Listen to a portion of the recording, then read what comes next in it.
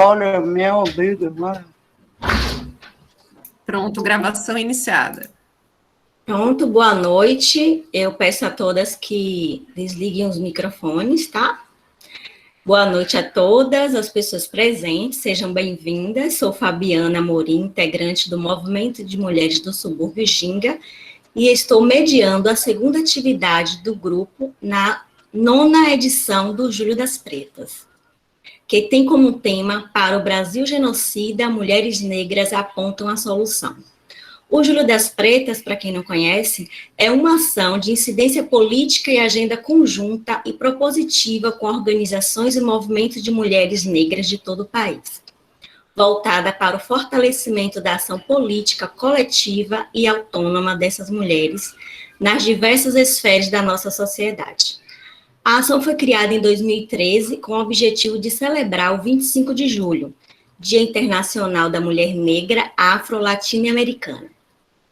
Para a nossa segunda atividade nessa agenda, convidamos 3 lindas mulheres negras potentes para dialogar conosco nesse bate-papo, cujo tema é empreendedorismo, pretas e protagonismo. A proposta é que cada uma tenha 15 minutos para compartilhar um pouco das suas experiências, da sua vivência com o empreendedorismo, e aí eu abro aspas aqui, que nós vamos falar sobre o empreendedorismo social, que difere do empreendedorismo comercial, tá certo? Então, vou fazer uma breve apresentação das nossas convidadas, falar um pouco sobre o currículo de cada uma, para vocês conhecerem, e aí iniciamos, tá bom? Só um minutinho.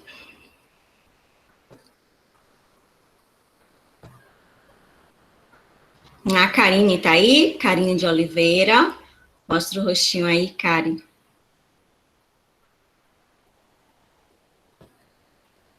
A Karine de Oliveira, ela é doutoranda no programa multidisciplinar de pós-graduação em estudos étnicos e africanos do CEAL-UFBA,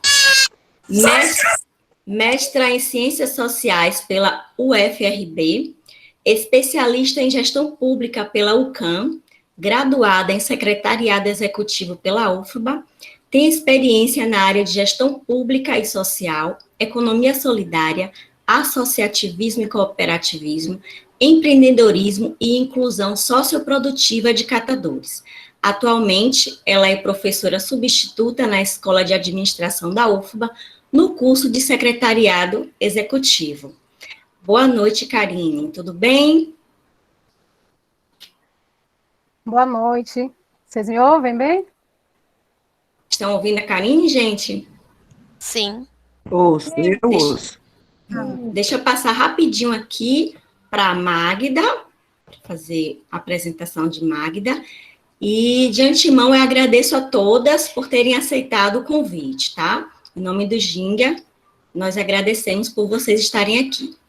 A Magda de Souza Almeida, Master em Gestão e Desenvolvimento para Economia Solidária, da Universidade de Mondragón, na Espanha, bacharel em Comunicação e Marketing, presidente do Instituto Diversa, gestora ambiental, secretária de Políticas Afirmativas da Central de Cooperativas e Empreendimentos Solidários do Brasil, a Unisol Brasil, diretora territorial da Central de Cooperativas e Empreendedorismo Solidários da Bahia, a Unisol Bahia, e cooperada da Cooperativa de Trabalho Múltipla União Popular dos Trabalhadores de Tancredo Neves, a Copertane. Olá, Magda, tudo bom? Tudo bom, gente. Obrigada também pelo convite. E eu acredito que vai ser uma boa troca aqui entre nós e vai aumentar mais essa rede. Com certeza. Então, agora, vou ler um pouco aqui sobre a Raquel Maia. Ela é idealizadora do NAC, Núcleo de Apoio às Comunidades, graduanda em Serviço Social, conselheira atuante nos Conselhos Municipais de Saúde, Educação e Igualdade Racial. Também é conselheira suplente do Conselho Tutelar de Lauro de Freitas, ativista e mobilizadora social da Rede de Mulheres Negras de Lauro de Freitas. Ela também vai contribuir no nosso bate-papo sobre empreendedorismo, pretas e protagonismo. E aí, vamos iniciar por ordem alfabética com a Karine, ok? Karine, eu queria que você falasse para todas que estão assistindo, como foi que o empreendedorismo social surgiu na sua vida? Né? Conte um pouco sobre essa história. Tá bom, então. Eu iniciei no empreendedorismo ainda na universidade, e enquanto estudante. Eu era bolsista de graduação na Universidade Federal da Bahia, no curso de secretariado executivo, e eu fui fazer algumas pesquisas na iniciação científica para estudar o capital social, que nada mais é os laços de solidariedade e de vínculos sociais que são estabelecidos dentro de uma sociedade, dentro de uma comunidade, de um modo geral. O que nós chamamos de tecido social dentro da academia, e que é como se fosse um tecido mesmo. A gente pega um tecido e abre, a gente vai ver aquela trama. Então, eu comecei a estudar a partir desse tecido social que era formatado nas comunidades e o que é que ele tinha como resultado, o que é que ele trazia de ganho na sociedade. A partir daí, eu vou chegando na economia solidária. E o movimento de economia solidária estava começando ainda, então foi lá para o início de 2000, então lá se vão aí 21 anos quase, e eu comecei a participar de algumas rodas de conversa, alguns debates e algumas preparatórias para o Fórum Social Mundial, que naquela época acontecia no Brasil e que era em Porto Alegre. Esta experiência, junto ao movimento, né, de economia solidária, como assessoria, porque eu estava dentro da universidade, fazendo, então, incubação, fez com que eu recebesse um convite em 2007 para ingressar na Secretaria do Trabalho, Emprego, Renda e Esporte, para atuar com a política pública de economia solidária. Então, eu saio do papel de incubadora e começo, então, a pensar, junto com o movimento de economia solidária, políticas públicas de economia solidária. E por que é importante a gente falar sobre o empreendedorismo social? Né? A gente está falando de uma forma de empreendimento, uma forma de empreender e de gerar renda, que é relacionado com a sociedade e que ele vai trazer outros ganhos para além da geração de renda. Porque o ato de empreender, que é o ato de tentar algo, ele está muito presente em nós, mulheres negras, desde muito tempo. Né? Não é uma novidade na vida das mulheres negras o ato de empreender, fundamentalmente das negras. E por que eu estou dizendo das negras? Porque a gente vem de uma realidade, de uma sociedade que foi pautada, que cresceu a partir da escravização. Então, no processo de escravização, quando os nossos antepassados foram sequestrados e trazidos para o Brasil, que foram forçados a trabalhar, né, nas fazendas, nos engenhos, o processo de abolição, ele fez com que toda a população negra ela fosse jogada à sua própria sorte. E ao ser jogada a essa própria sorte, foi necessário se reinventar. E essa reinvenção foi empreender. Então, existem estudos datados de 30, de antes de 30, né, de 1930, que fala sobre esse empreendedorismo, sobretudo o empreendedorismo feminino. Lá nos anos 30, uma antropóloga chamada Ruth Landes, que veio dos Estados Unidos para estudar essa relação de democracia racial, porque se entendia que o Brasil era um país onde não existia racismo, né? Eu estou falando de 1930.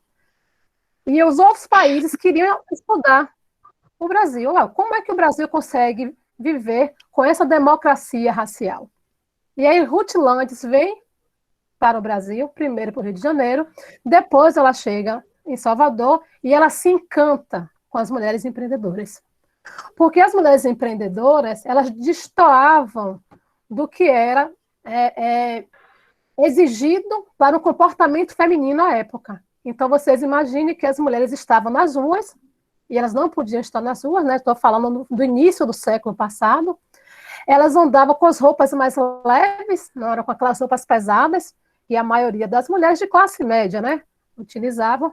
E elas tinham a liberdade de comercializar, de mercar. Então, a nossa história de empreender, ela vem de lá. E ela vem por uma necessidade de sobrevivência. O empreendedorismo social, ele vai sendo amalgamado, ele vai sendo montado, organizado, desde lá. Porque para sobreviver, era necessário que um lastro de relacionamento fosse formado para que pudesse essas mulheres estarem nas ruas comercializando. Então, era a vizinha que tomava conta dos filhos, né? Hoje em dia, o século XXI, né? Em 2021, ainda é assim que nós, mulheres empreendedoras negras, estamos no mercado de trabalho, estamos no mundo de trabalho, contando com a rede Solidariedade. É uma vizinha que ia comprar algo na feira e que aproveitava e trazia algo para a outra vizinha que também estava fazendo seus quitutes para serem comercializados. Então, quando a gente vai fazendo, né, esse resgate histórico, essa remontagem desse quebra-cabeça do ato de empreender, a gente vê que não é nada novo e que esses laços de solidariedade, eles sempre estiveram presentes na vida, sobretudo da comunidade negra. Porque ou ela se irmanava ou ela morria. Né? Quando a gente vê a quantidade de bairros populares, que são chamados de favelas, né? Que são comunidades, mas que foram apelidadas de favela, elas eram formas de aproximação dessas pessoas que foram jogadas pelo Estado brasileiro à sua própria sorte. Então, elas precisavam se unir, elas precisavam se irmanar, elas precisavam se aquilombar para garantir a sobrevivência. Então, a gente passa aí, né, mais de 100 anos, chegamos, né, em 2021, e a gente vê que pouca coisa mudou desde lá. As mulheres negras, elas continuam sendo aquelas que não estão no mercado formal. Então, eu vou trazer só alguns dados para vocês aqui, bem rapidamente. Eu queria só que vocês fossem controlando o meu tempo, porque eu falo demais, viu, gente? Então, Salvador tem 12.887.000.000 habitantes, perdão. Desses 12.887.000.000, 1.572.000 são mulheres. Dessas mulheres, 81,9%, que significa cerca de 1.277.000 mulheres, são pretas pardas, né?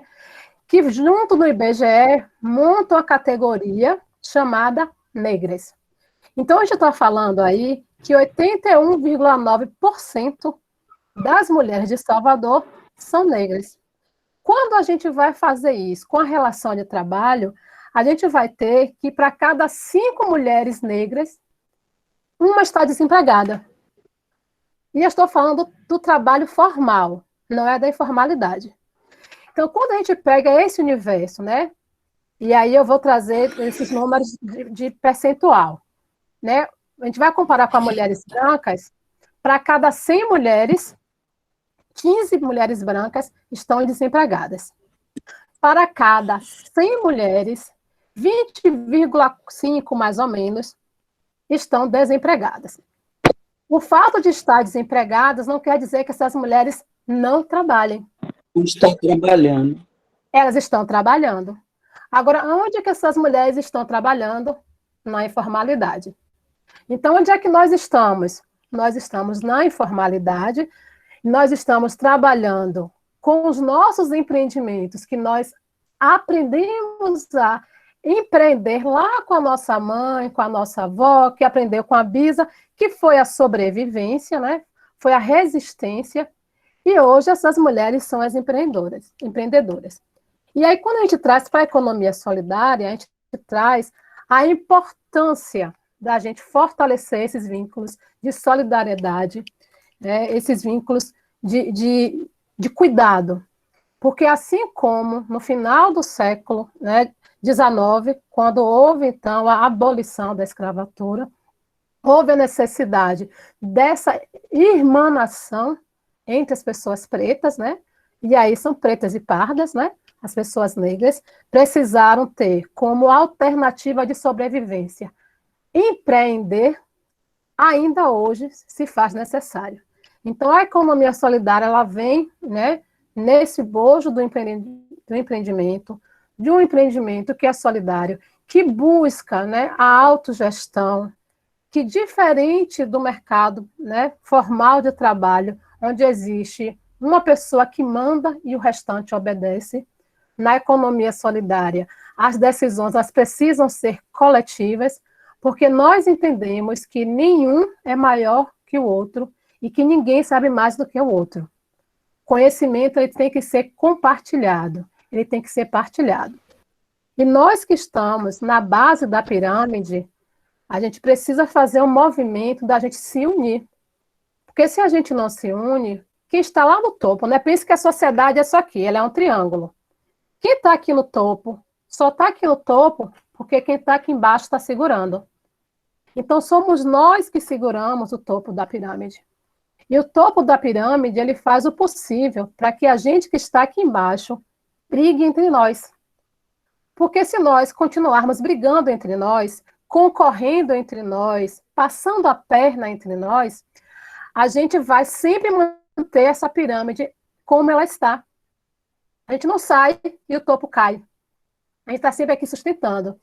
Então, quando a gente vê, né, uma pessoa na televisão falar, é o mérito, você consegue porque você tem mérito para estar lá. Você precisa estudar mais, não é que não precisa estudar. Mas você não consegue porque você fez pouco.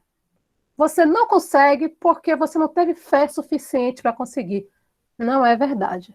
Você não conseguiu porque quem está aqui no topo da pirâmide está fazendo o possível para que você que está aqui embaixo não se organize. Porque se organizar é abrir para o topo da pirâmide cair. Então, a economia solidária é um esforço muito grande, né? A política pública de economia solidária, de tentar organizar. E acho que Magda vai falar mais, né, sobre isso, e com melhor propriedade, porque Magda ela é empreendedora. E ela vai falar dessa experiência, dessa realidade. Eu estou falando enquanto uma pessoa que estava assessorando, que estava apoiando. E que hoje está na universidade dando aula, tentando mudar essa chave na cabecinha das pessoas. Né, que nós precisamos nos unir, porque sem a união a gente nunca vai conseguir fazer com que os pequenos e médios empreendimentos eles sejam efetivamente viáveis. E aí, né, quanto tempo eu ainda tenho? Tem mais? Você tem ainda 5 minutos. Ai, que ótimo. Exatamente, mas 5 Ela é minutos. maravilhosa, né, gente? Ela tem mulher potente aqui hoje, viu? Então, quando a gente começa a se fortalecer, olha que interessante, a gente começa a estudar. Quando a gente começa a estudar, a gente começa a perceber que a gente pode mexer em algumas estruturas. E uma das estruturas é a política pública. Quando eu comecei no movimento de economia solidária lá atrás, não existia política pública de economia solidária. Era um monte de pessoas que estavam na universidade, que eram visionárias, que eram, né, que acreditavam na construção de um mundo melhor, e na outra ponta, as empreendedoras e empreendedores que estavam batalhando a sobrevivência. Essas duas pontas se unem e elas começam a exigir do Estado políticas públicas para a economia solidária. Então, houve uma grande caminhada, né? Não foi da noite para o dia que a política pública de economia solidária surge na Bahia. Ela é resultado de luta, de muito diálogo, de muita conversa, e até 2007, né, se elegendo, então, Jacques Wagner, que tinha uma proposta diferente de desenvolvimento, né, econômico e social para o estado da Bahia, ele, então, monta a Superintendência de Economia Solidária e a Política Pública de Economia Solidária. Agora, é permanente? Não. Porque é uma política que é uma política de gestão. Ainda que hoje já se tenha a lei de economia solidária, quando a gente vai olhar o conjunto, né, de trama estadual, de leis de subsídio, de apoio, de fomento à economia solidária, a gente vê que ainda é incipiente. Então, existe carga tributária, que ainda é muito grande. A gente ainda vê a dificuldade de formalização desses empreendimentos. É necessário se ampliar a ideia de economia solidária para grupos que são de famílias diferentes, e a gente começar a pensar em empreendimentos familiares. O professor Gabriel Cachete sempre fala assim, um empreendedor individual popular, ele não é sozinho, né? O empreendedor individual popular é a família, porque é a filha que vai no mercadinho comprar, é o filho que vai fazer a entrega, é o fogão da casa que está sendo utilizado para fazer o doce, para fazer o bolo, é a geladeira da casa para o geladinho, é a máquina de costura dentro de casa que está usando a energia elétrica da casa. Então, a gente precisa ampliar para empreendimentos familiares, assim como a agricultura familiar. E a gente precisa ter políticas públicas que sejam direcionadas para o atendimento deste grupo, entendendo que carga tributária tem que ser diferente, fomento à comercialização, não é a mesma coisa de fomento à comercialização a grandes shoppings e empreendimentos, e tem uma política de crédito muito facilitada, porque ainda hoje, né, a política de crédito, ela dificulta o acesso de pessoas que não têm o nome limpo, né, por assim dizer, mas ninguém deve porque quer. A gente deve porque a situação econômica financeira do país não permite que a gente honre com as nossas dívidas. Então, ainda precisa que a política pública ela avance mais. Não é que o que já foi caminhado não é necessário, é muito necessário, mas ainda precisa ampliar. E ao ampliar, para finalizar, a gente precisa ter um olhar delicado e cuidadoso quando a gente vai falar de políticas públicas para mulheres. A gente não pode continuar repetindo que existem seres humanos universais, que existe um modelo único de ser humano. Nós somos diversos. E a política pública, seja de economia solidária, de saúde, de educação, qualquer uma delas, precisa perceber a diversidade. E ao perceber a diversidade, perceber o conjunto de operações que incide, que está sobre aquela pessoa. Então, quando eu digo aqui que a mulher negra, para cada 5 mulheres, uma está desempregada, eu preciso ter uma política destinada para a mulher negra, porque ela continua sendo aquela que está no desemprego, que está na informalidade e que não tem a segurança social necessária para garantir a vida dela após, né, a sua viabilidade laboral. Então, a gente pensar que as políticas públicas têm que ter uma atenção melhor para nós mulheres negras, e, por fim mesmo, é dizer que nós chegamos aqui porque as nossas ancestrais, ao empreender, possibilitaram que nós hoje estivéssemos aqui tendo voz. Então é isso. Cumpri meu tempo? Perfeita. Até no cumprimento do tempo. Para quem está chegando agora, boa noite. Nós acabamos de ouvir a fala de Karine Conceição, e agora nós vamos ouvir a Magda de Almeida. São 15 minutos de fala para cada uma das participantes. E ao final, nós vamos abrir para perguntas, ok? Para a troca de experiências, tá certo? Vamos lá, Magda. Seja bem-vinda, Magda. Tá bom, obrigada. Acho que parece até que a gente combinou, viu, Karen? Mas acho que é a questão mesmo do movimento mesmo, da gente participar. Bem assim, para falar um pouco sobre a minha experiência na questão do empreendedorismo, né, da economia solidária, eu vejo muito nessa vertente também que a questão do empreendedorismo ele sempre teve presente, né, na minha vida. Mesmo que não com essa nomenclatura, né, da gente falar, né, com esse nome de empreendedorismo.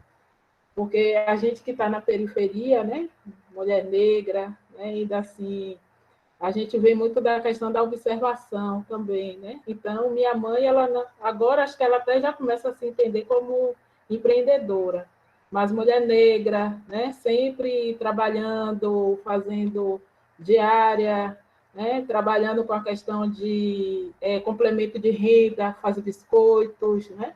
Aí faz pizza, né? Então, acho que é o dia a dia muito da comunidade, né? De nós, mulheres negras. Então, assim, até eu mesmo, né? Não me entendia como empreendedora, até no momento de escola, né? No período escolar, também cheguei a vender meus docinhos, quem nunca, né? Meus docinhos para poder complementar a questão de renda. E aí, quando chega em 2000, né, nos anos 2000, conheço a economia solidária, né, o cooperativismo. Né? Então, assim, jovem, né, terminando o ensino médio, né, trabalhando de bico muitas vezes, né, aquela de escolinha, dando banca, e aí você conhece essa outra forma, né, de gerar trabalho de renda, mas de forma coletiva, através do cooperativismo. Então, hoje, às vezes as pessoas perguntam, Magda, qual é a sua formação? Eu digo, economia solidária, cooperativismo. Você vir para um trabalho que você não tem a figura de um patrão, né, onde é valorizado o saber, né, a questão da cooperação entre todos. Né? Então, assim, estar no cooperativismo, né, abriu portas, né? Então, a gente começa a se ver como protagonista, né? A pensar também a espaços, a você estar... O primeiro desafio, né? A fazer uma gestão de um empreendimento. Imagine uma pessoa, até qualquer um que quer empreender, né? Para você, você tem que investir, né? Você tem já os desafios. Imagine um desafio também maior é você fazer uma gestão no coletivo. Né? Então, para mim, né, tem sido uma caminhada, um despertar a cada dia. Acho que a própria todo dia você é desafiada, né, a estar trabalhando de uma forma coletiva, a ver a gestão do seu empreendimento, a pensar os custos do seu produto, fazer uma gestão que realmente seja compartilhada, né, seja uma cooperativa onde todos tenham voz, possa, né, se desafiar, né, porque a todo momento a gente, às vezes, assim, pela questão do próprio sistema, né, quer limitar, né, nos limitar. E na economia solidária, do cooperativismo, é pelo contrário, a gente é desafiado mesmo a ocupar outros espaços, né? A você pensar a gestão pensar não somente a parte da produção, mas você pensar a gestão mesmo, né? A parte das vendas, a parte da criação, você potencializar o que cada mulher tem ali dentro desse coletivo, né? Nesse empreendimento. Então, assim, pensar essa forma de organização, né? Até falar um pouco mais, né, da minha experiência. Então, assim, eu vinha já de escola pública, né? Trabalhando fazendo alguns bicos, e aí, a partir dessa experiência de formação, até como, acho que a primeiro despertar é o despertar da cidadania, né? É a questão também política, dentro do empreendimento, que aí vem nos fortalecer para avançar, né? Outros mercados, a pensar a questão do próprio estudo, né? A você voltar muito a estudar. Então, tem companheiras dentro da cooperativa que voltaram a estudar, que hoje tem seu nível superior, né? E ainda continuam na cooperativa, né? Fazendo esse trabalho com papel reciclado, trabalhando também junto a outros empreendimentos na cooperação. Então, independente, né, do trabalho que a gente desenvolve, da atividade produtiva, a gente sempre está dialogando com outros empreendimentos, o que aí fora, né, salve-se que puder, né? Se você tem aquele saber, você não vai compartilhar. A gente, dentro do movimento, pelo contrário, a gente dá as mãos, né?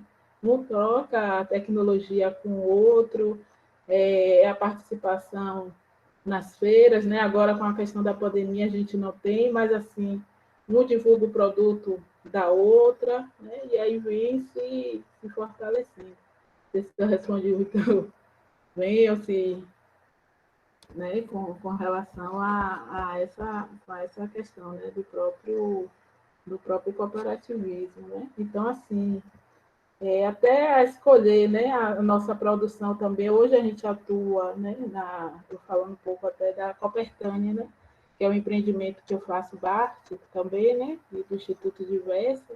Então, eu tenho tenho esses dois pontos, né, um que é a questão da produção e a questão também da formação, né, que a gente já vai para essa parte também de empreender para outra questão, né? Então, quem vê, às vezes, assim, hoje eu falando, pensa na pessoa que era tão tímida, né?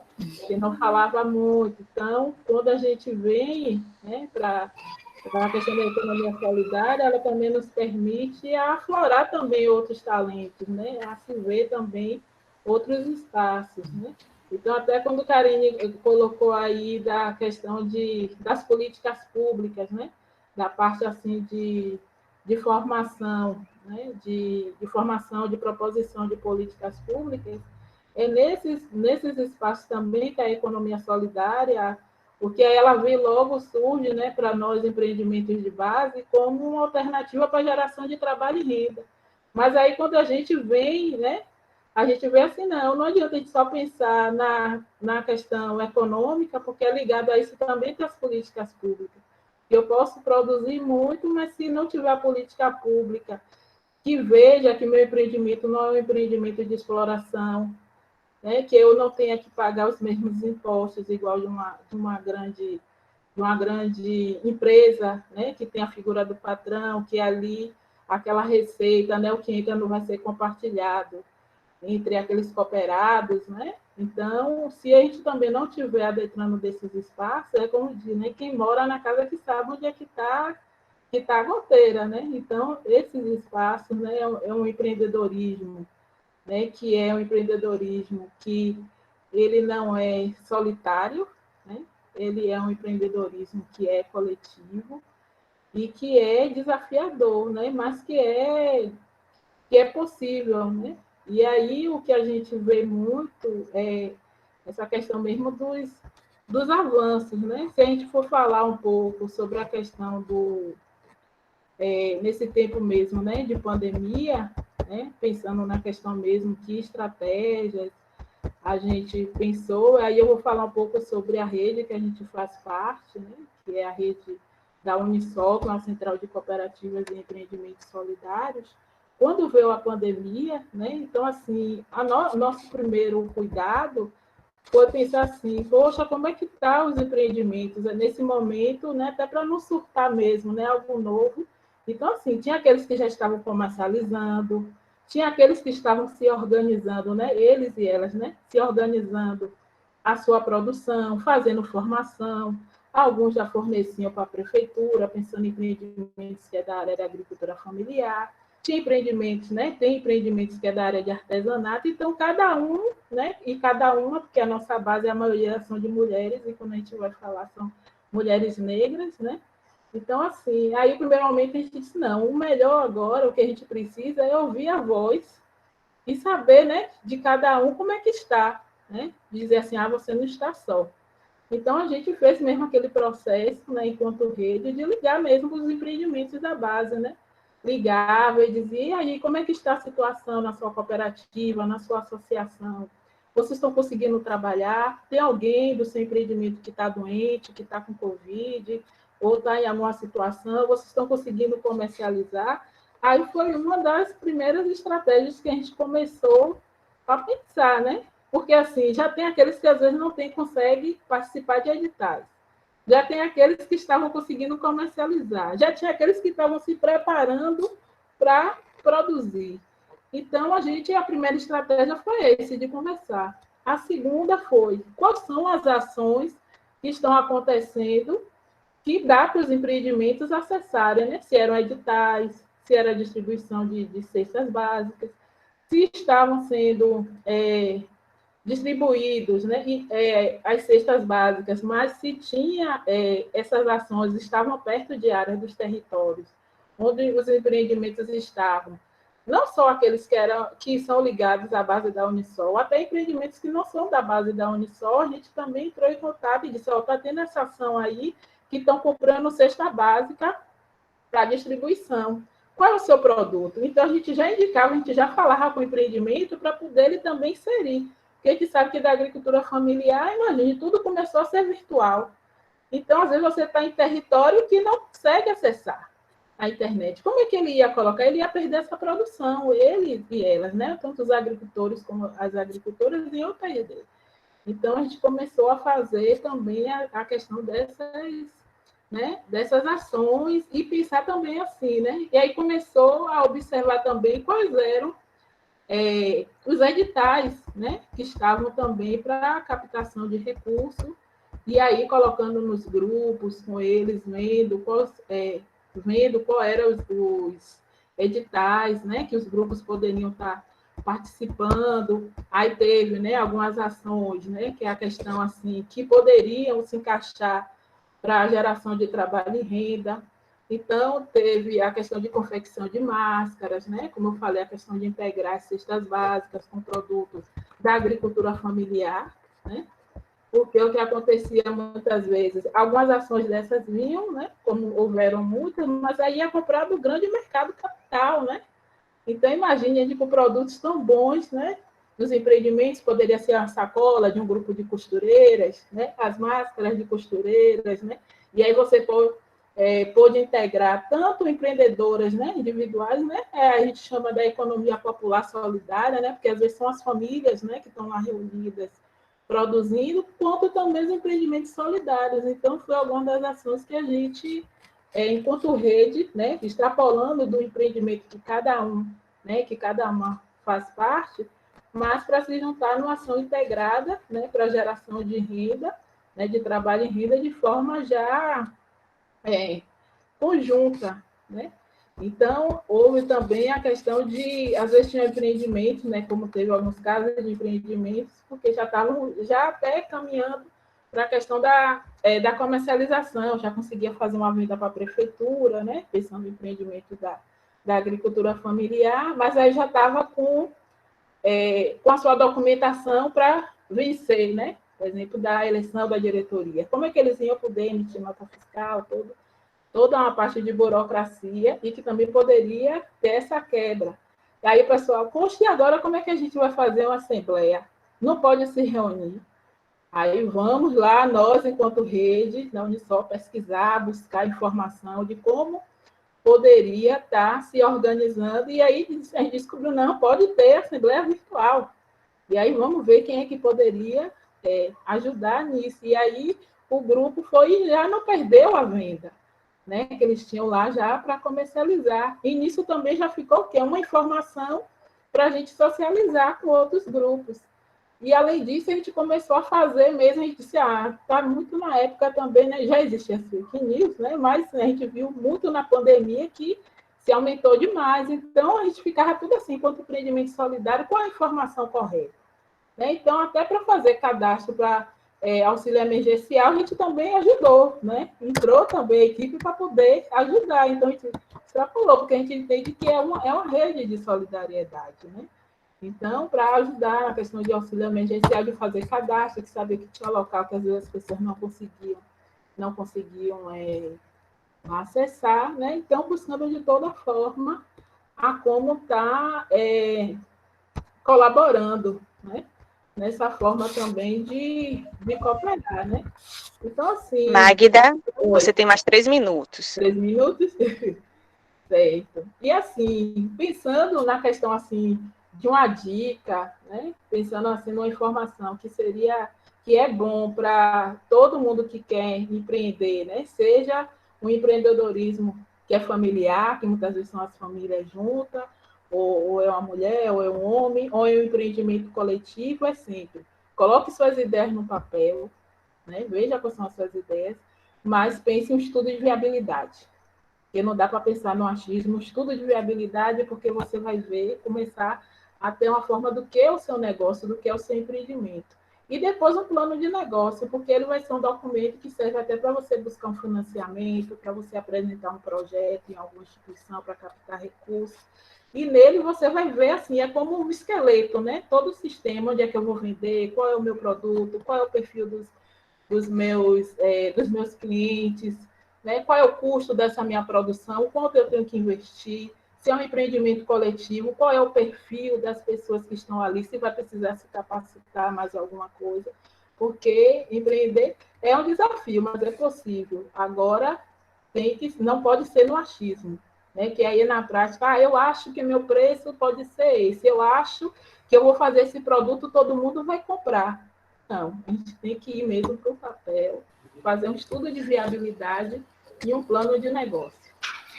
Ô, Magda, muito obrigada. Eu queria só para complementar, que você falasse um pouco sobre o Instituto Diversa, para quem não conhece, né? O Instituto Diversa ela é uma associação multiprofissional, né, onde a gente trabalha no segmento da responsabilidade social, mas também na formação, consultoria, elaboração de projetos, plano de marketing, plano de comercialização, e toda a nossa equipe de uma equipe multidisciplinar e de militantes, né, da economia solidária. Então, a gente trabalha de uma forma que é o perfil mesmo, né, toda a didática, metodologias participativas, fazer junto com o empreendimento, né, com a entidade, para que realmente esse saber seja compartilhado, né? Acho que a gente chama que é o facilitar os processos, né? Então, a gente atua também muito em parceria com a Unisol, com outras entidades também, né? E com algumas outras instituições, mas primando por isso, né? Porque a gente acredita que outra economia é possível, né, de ser realizada. Muito bom, né, gente? Agradeço, Magda. Agora vamos passar a palavra para a Raquel Maia, que é a idealizadora do NAC, né? Isso. Então, boa noite, Raquel. Fique à vontade. Boa noite, Karine. Só faltou nessa apresentação do currículo. Claro que muita coisa falta, mas uma das últimas coisas que a gente tinha conversado é que eu também sou agente socioprodutiva do CESOL, né? Que é um Centro Público de Economia Solidária. Eu vou chegar nele. Mas são mulheres aqui maravilhosas, gente que conhece a economia solidária, o empreendedorismo feminista, o empreendedorismo negro de muito tempo. Eu me sinto uma bebezinha, mas eu vivo isso no meu dia a dia, né? Então, hoje eu me considero uma empreendedora social, porque eu procuro promover, né, as mulheres, que as mulheres sejam empreendedoras e que eu não faça apenas dentro do NAC, né, do Núcleo de Apoio a Comunidades, o assistencialismo, mas que eu também pense nos grupos de mulheres que elas possam transformar as vidas empreendendo. Então, uma das coisas até que Karine, como a Karine palestrante falou, né, ela falou sobre o que é o ato de empreender, né, que seria tentar algo, é uma coisa que a gente realmente tem que ter ousadia. Quando eu tive um determinado tempo em São Paulo em que eu perdi o meu emprego, a primeira coisa que eu pensei, eu vou tentar e vou usar para poder conseguir suprir a necessidade que eu tinha. Eu tenho até aqui como uma referência minha amiga Regina Tomazetti, de São Paulo, que está vendo a gente, ela participou disso, onde eu resolvi fazer vendas de latas de cerveja na frente de um samba. Só que como é que eu pude fazer isso? Né? Sendo que era em São Paulo, na rua, eu fiz uns cartões, inauguração da loja de Raquel Maia, vamos lá e tal. Coloquei um isoporzinho na rua, numa esquina, com umas cadeirinhas de plástico, mas foi um grande evento. As pessoas chegavam de carro, eu apitava e falava, estaciona ali, estaciona ali. Quando as pessoas chegavam e falavam, onde é a sua loja? Né? O seu bar, o seu espaço? Eu aqui, ó, um isopor com 8 caixinhas de cerveja do lado. Então, ou seja, a gente tem esse dom, né? A gente tem essa herança ancestral de empreender, porque isso vem de longe das nossas ancestrais, quando as mulheres negras, né, que tinham a sua alforria, elas pegavam um tabuleiro e iam para a rua vender o bolinho do estudante, o acarajé, o que fosse, para poder tentar. Não era sobreviver, elas pegavam o dinheiro que elas faziam para poder pagar a liberdade, a alforria dos outros, que não eram nem parentes dela, eram outros negros que elas precisavam libertar. Então, a gente sempre teve essa coisa do solidário, né? É uma herança que a gente queira ou não, eu falo, me arrepia. Queira ou não, a gente traz isso de muito longe. E nessa estrada aqui na Bahia, quando eu resolvi vir para cá, né, muitas coisas boas aconteceram, e eu tive um primeiro contato com a questão do empreendedorismo com as mulheres negras. Até Milka está aí, foi nesse ano de 2016 que eu conheci Milka, dentro de um projeto do Cambalaguanze, que chamava o Tabuleiro, que era um incentivo para as mulheres negras.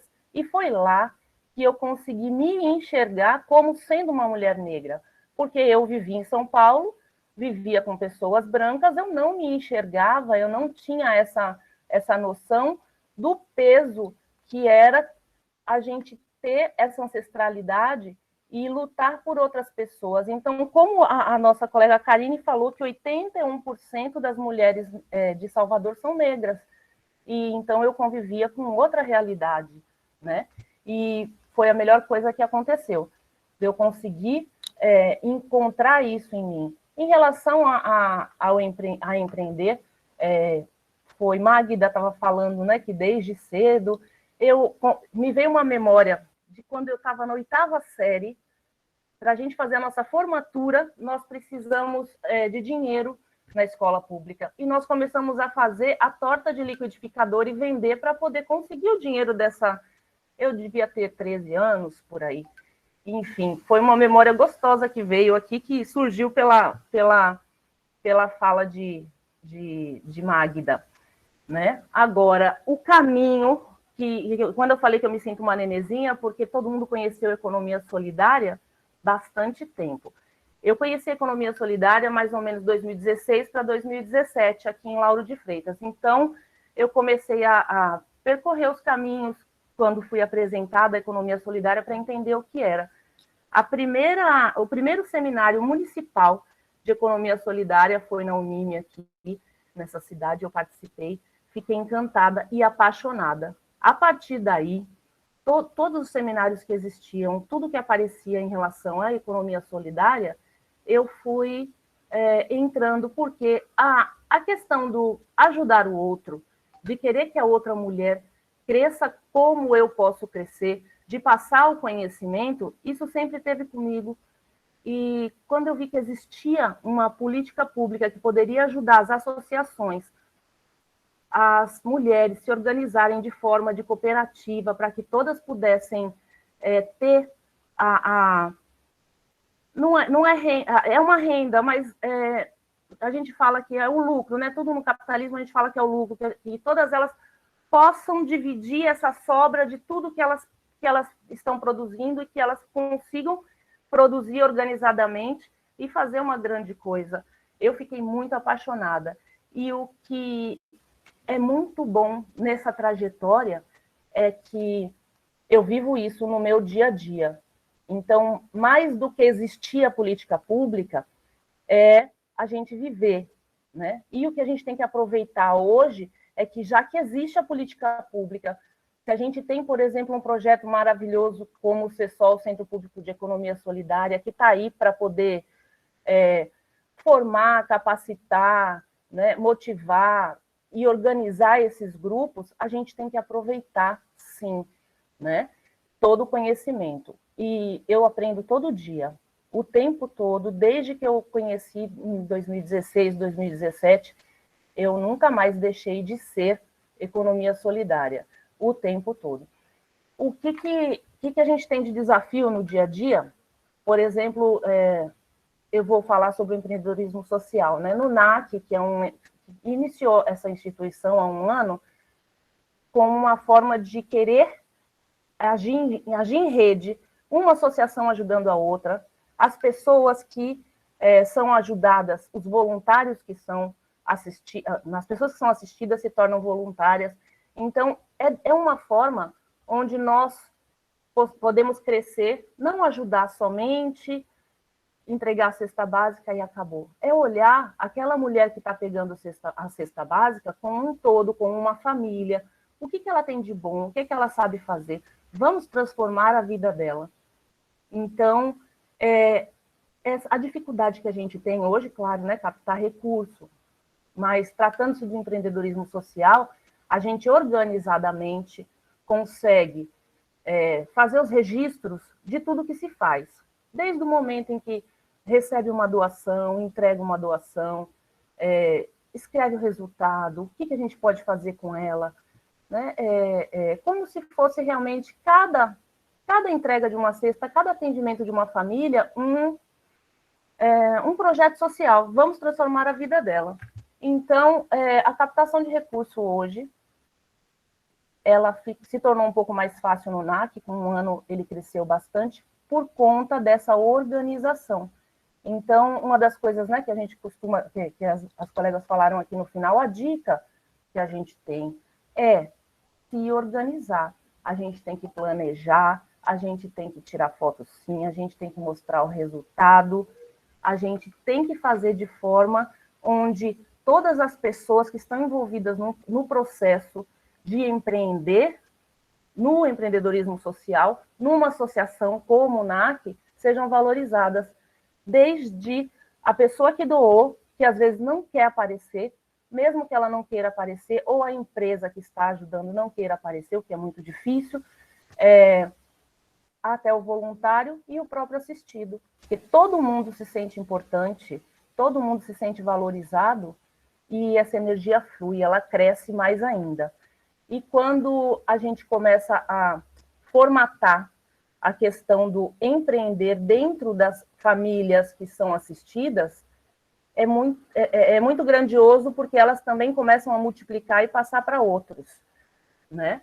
Então, o desafio que eu falo realmente, né, que tem nessa questão do empreender é conseguir receber as doações, mas quando a gente se organiza, a gente desperta o interesse nas outras pessoas, desperta nas outras empresas, a gente consegue fazer vínculos, né, grandes para poder crescer.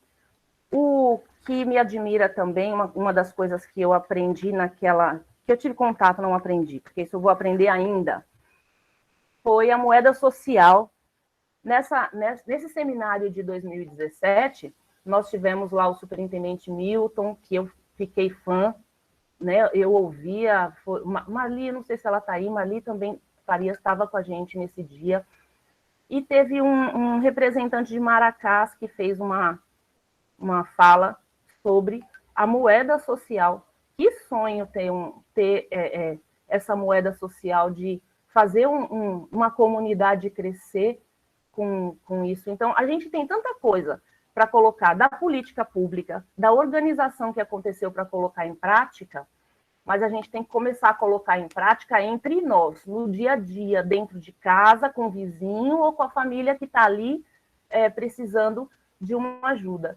E hoje eu até enxergo aqui, por exemplo, esse assistencialismo que acontece no NAC, grupos de mulheres, eu tenho hoje um grupo, é o Grupo NAC Delícia, são mulheres que cada uma tem uma habilidade, uma sabe fazer calda, outra sabe fazer doce, eu acho que Nath está aí também, Nath confeitaria, cada uma sabe fazer uma coisa. Então esse grupo, o que vai acontecer com esse grupo? Esse grupo vai montar alguma feira de gastronomia itinerante, então já é um grupo que vai poder estar sendo assistido pela política pública, por tudo isso de bom que está sendo criado e que está sendo desenvolvido desde 2000 que eu conheci, 2016, mas como as amigas falaram, que desde 2000 existe essa discussão, entendeu? Então, a dica assim, que eu dou para todos é que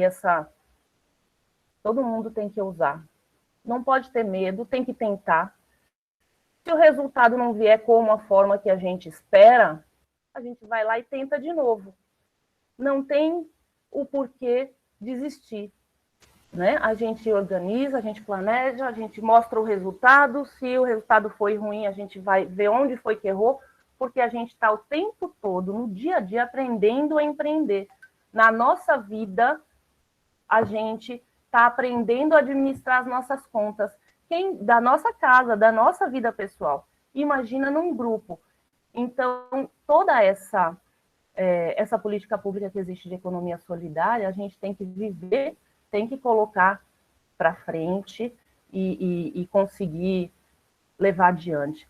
Um dos empreendimentos que, no período que eu aprendi lá no Cambalaguanze, que eu desenvolvi, foi o caldeirão. O caldeirão foi um empreendimento que eu comecei a fazer aquela feijoada que a gente come 6 horas da manhã, que todo mundo vem do baba, enfim, 10 horas da manhã já não tem feijoada para ninguém. Criou-se o caldeirão. Mas o caldeirão, como o caldeirão é da bruxa, né? O caldeirão pode sair qualquer coisa. A gente pode, no caldeirão, ter cangas, biquínis, e nesse momento eu também fiz o meu período para aprender a empreender, vendendo o caldeirão, vendendo tudo que eu quisesse que saísse do caldeirão, itinerante. Então, foi mais uma ousadia. Festas de aniversário, que aqui em Lauro de Freitas as pessoas faziam ou na praia, faziam em algum sítio, eu ia para o aniversário e eu não tinha o dinheiro para dar o presente ou para levar a caixinha de cerveja, que é comum, né? Eu ia com a minha barraquinha itinerante, e aí o que acontecia? A aniversariante ganhava vários presentes do caldeirão, eu saía feliz, me divertindo, e ainda tinha feito vendas. Então, assim, sempre em tudo que a gente for fazer, tem que ter essa ousadia. Eu estou repetindo isso porque a nossa colega usou o ato de empreender realmente como tentar algo. E se a gente tem braços, a gente tem uma muleta, não é uma muleta, a gente tem um apoio, na verdade, de como conseguir, a gente tem que ir adiante. Todos esses... Raquel, Oi? mais 2 minutos, minha flor. Okay. Você tem mais 2. Ok. Então, todo esse tempo que a gente tem para poder empreender, não vamos desistir e vamos sempre ajudar uma outra. E que o NAC cresça. Obrigada por vocês darem a oportunidade de eu estar falando dessa experiência aqui no meio dessas potências, essas mulheres que têm uma experiência muito grande. Vou aprender muito com Karine, Magda também. Agora não solto mais. E digo sim, gratidão pela oportunidade. Nós é que agradecemos você, Raquel, viu? Meninas, já tem algumas pessoas que levantaram a mão, né? Então, vamos abrir para as perguntas. Eu tenho aqui Rosimeire, que pediu a mão, né? Cadê Rosimeire? Rosimeire Lopes está aí?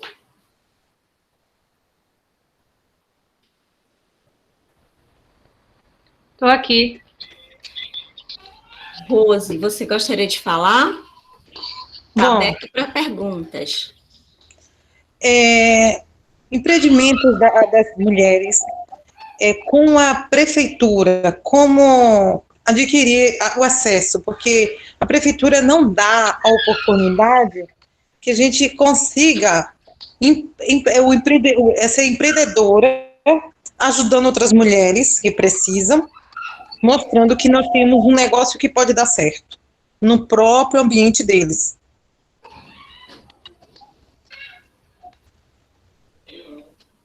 Vocês entenderam a pergunta, gente?